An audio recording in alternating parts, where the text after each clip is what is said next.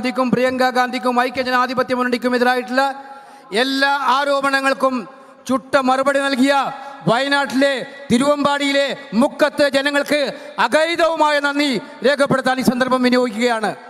മാത്രമല്ല, ഇനിയുള്ള ദിവസങ്ങളിൽ പ്രിയങ്ക ഗാന്ധി പ്രത്യേകം പറഞ്ഞിരിക്കുകയാണ്, തിരഞ്ഞെടുപ്പ് വിജയത്തിനുവേണ്ടി പ്രവർത്തിച്ച ബൂത്ത് ലെവലായിട്ട് പ്രവർത്തിച്ച പ്രവർത്തകരെ കാണുന്നതിനുള്ള പ്രാധാന്യം അവർ നൽകുമെന്നുള്ള കാര്യം അവർ നേരിട്ട് അറിയിക്കാൻ തീരുമാനിച്ചിരിക്കുകയാണ്. അതുകൊണ്ട് വരും ദിവസങ്ങളിൽ നിങ്ങൾക്ക് കൂടുതൽ ഇൻറ്ററാക്ട് ചെയ്യാൻ പറ്റും.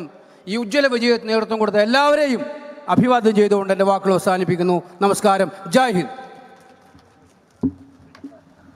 കേരളത്തിൻ്റെ പ്രഗത്ഭനായ പ്രതിപക്ഷ നേതാവ് ശ്രീ വി ഡി സതീശൻ നിങ്ങളോട് സംസാരിക്കും.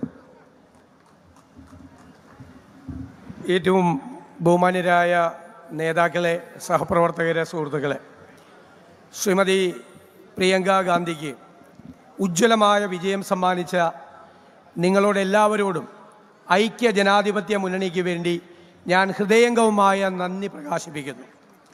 നമുക്കറിയാം, രാഹുൽജിയുടെ നേതൃത്വത്തിൽ വർഗീയതയ്ക്കെതിരായി നടക്കുന്ന ഉജ്ജ്വലമായ പോരാട്ടത്തിന് മതേതര കേരളത്തിൻ്റെ, ജനാധിപത്യ കേരളത്തിൻ്റെ സന്ദേശമാണ് പ്രിയങ്കാജിക്കുണ്ടായ ഈ ഉജ്ജ്വലമായ വിജയം എന്ന് ഞാൻ കരുതുന്നു. മതേതര കേരളം, ജനാധിപത്യ കേരളം, രാഹുൽജിയുടെ വർഗീയതയ്ക്കെതിരായ ആവേശകരമായ പോരാട്ടത്തിൻ്റെ പിന്നിൽ ഈ കേരളമുണ്ടാകും എന്ന് മാത്രം വിനയപൂർവ്വം പറഞ്ഞുകൊണ്ട് ശ്രീമതി പ്രിയങ്ക ഗാന്ധിയെ പ്രത്യേകമായി ഈ ഉജ്ജ്വലമായ വിജയത്തിന് അഭിനന്ദിച്ചുകൊണ്ട് ഞാൻ എൻ്റെ വാക്കുകൾ ചുരുക്കുന്നു.